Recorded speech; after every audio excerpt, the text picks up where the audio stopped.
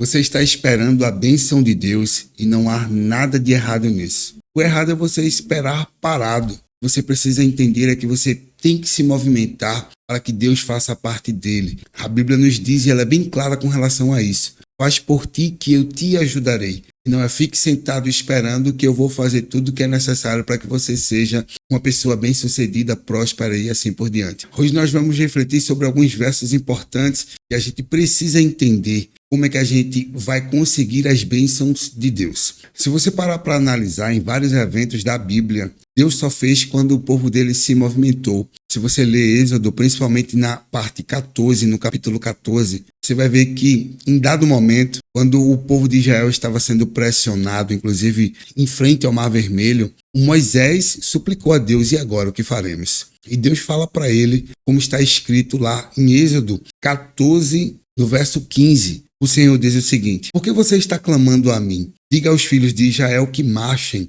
e você levante o seu bordão e estenda a mão sobre o mar. As águas se dividirão para que os filhos de Israel passem pelo meio do mar em seco, com os pés secos. Então, o que é que ele está falando? Ele está simplesmente dizendo para Moisés: para que você está clamando? Você sabe que eu sou um Deus de providência. Então, se você começar a fazer o seu, faça o que tem que ser feito e eu vou simplesmente fazer a minha parte, que é o milagre, é a bênção, é abrir o mar para que você passe e eu te mostre a minha glória, eu te mostre o meu poder. Então, ele precisou fazer a parte dele e não ficou esperando que a bênção caísse, apesar de que ele orou a Deus pedindo um direcionamento, que é o que a gente precisa fazer. Em tudo que a gente for fazer, a gente precisa pedir o direcionamento para que a gente possa alcançar as bênçãos de Deus. Fora isso, o próprio Deus promete na palavra de Deus, que eu vou ler para que você entenda qual é a promessa de Deus para todos nós. Lá em Isaías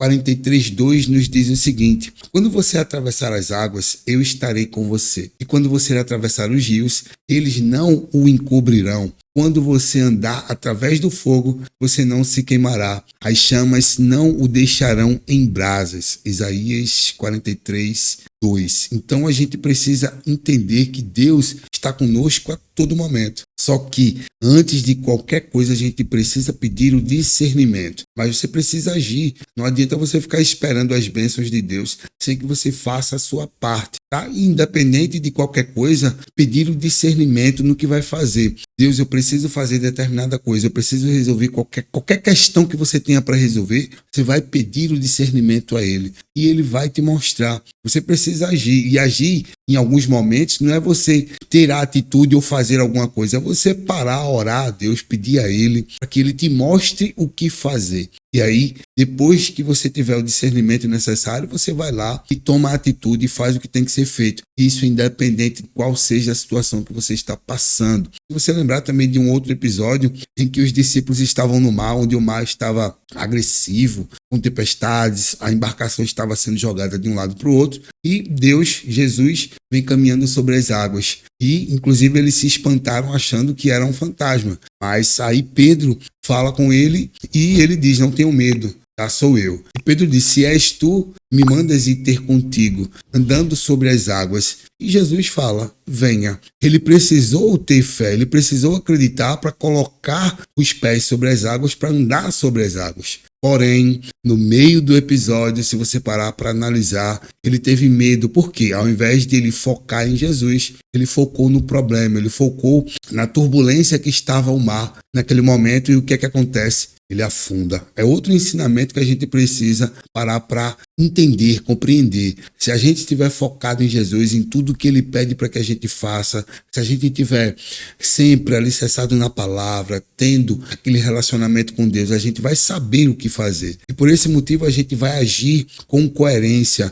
vai agir com coragem e de fato a gente vai agir sabendo o que a gente precisa fazer. E quando a gente não souber o que fazer, é aquilo que eu já falei, é pedir o discernimento. Se a gente ora pedindo discernimento, Ele vai trazer. E essa é uma ação, tá? Então a ação não é só você ir lá e fazer. Talvez o que você ache que precisa fazer seja o errado. E aí como é que você sabe que é o errado? Você precisa estar alicerçado na palavra. Você precisa pedir orientação a Deus, tá? Em muitos casos agir é orar. é saber o que é que de fato ele quer que você faça. E a partir daí, você começar a agir. Então, esperar a bênção de Deus não é de fato um erro, mas esperar parado, sim. Você precisa fazer a sua parte e a partir daí ele vai fazer a dele. Se for necessário até o mar, ele vai abrir para que você consiga ter êxito naquilo que ele de fato quer que você tenha a sua vitória. E como sempre, em nossas reflexões, eu sempre faço uma oração para que Deus nos ajude, que a gente precisa da ajuda dele todo santo dia. Paizão, muito obrigado por esse entendimento, por essa reflexão e que o Senhor nos ajude a entender o que é de fato necessário